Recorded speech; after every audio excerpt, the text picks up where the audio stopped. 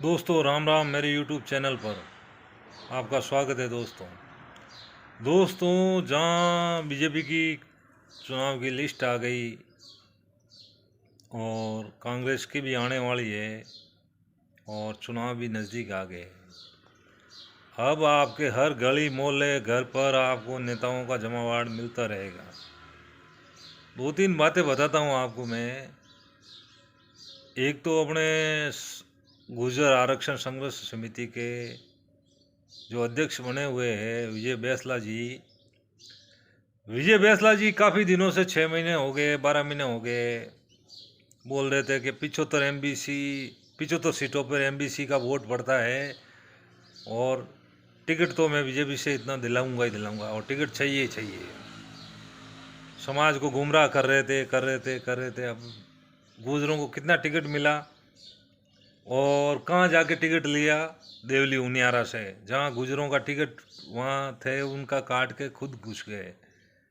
अब इनको पूछो कि और कहाँ से कितना टिकट मिलेगा, ये इनके पास कोई जवाब नहीं। इन्होंने गुजर समाज के बारे में कभी आवाज़ नहीं उठाई दोस्तों। चाहे एमपी का एक आकाश गुजर है, जहाँ यूपी की बीजेपी की सरकार, एमपी में बीजेपी की सरकार, यूपी में बीजेपी योगी की सरकार, उसका एनकाउंटर कर दिया था। जो आकाश गुजर फौज में जाने के लिए तो उसके लिए उसका एनकाउंटर कर दिया, उसके लिए भी इन्होंने आवाज़ नहीं उठाई।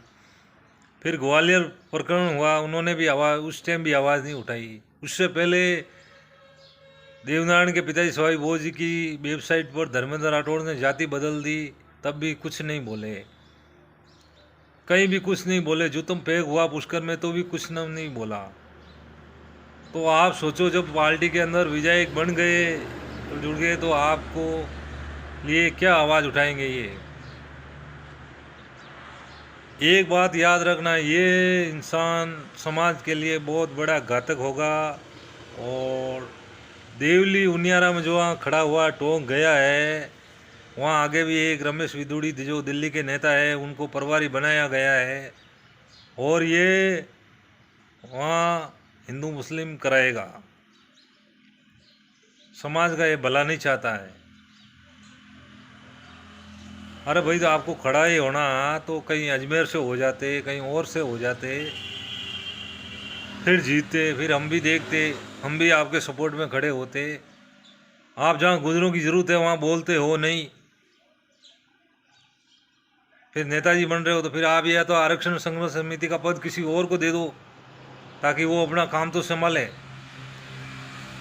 और गुजरों से निवेदन है, 36 बिरादरी को साथ लेकर आप ऐसे कैंडिडेट को जिताए जो आपके काम आए। जहाँ आपके कैंडिडेट काम का नहीं है वहाँ आप निर्दलीय खड़ा कर दीजिए।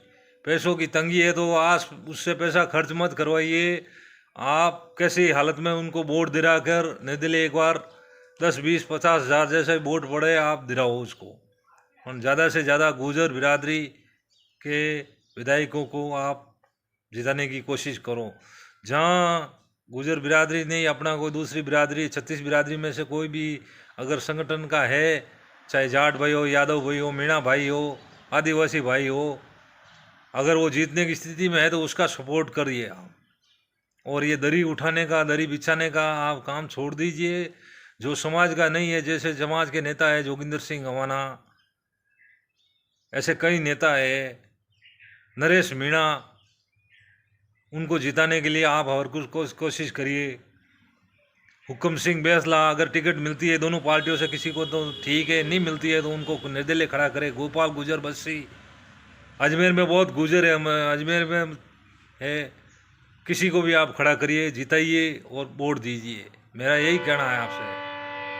जितना ज़्यादा निर्दलियों को जिताओगे जितना ही आपका कद बढ़ेगा और आपकी एकता ही अब की बार बीजेपी में एक तूफान ला के खड़ा कर दिया है। जो वसुंधरा राजे को ऐसी स्थिति पे ला के खड़ा कर दिया है, ये आपकी एकता नहीं किया है। और अब तो कैसी बीजेपी की स्थिति ऐसी हो गई है कि जो सांसदों को मैदान में उतार रहे हैं अभी।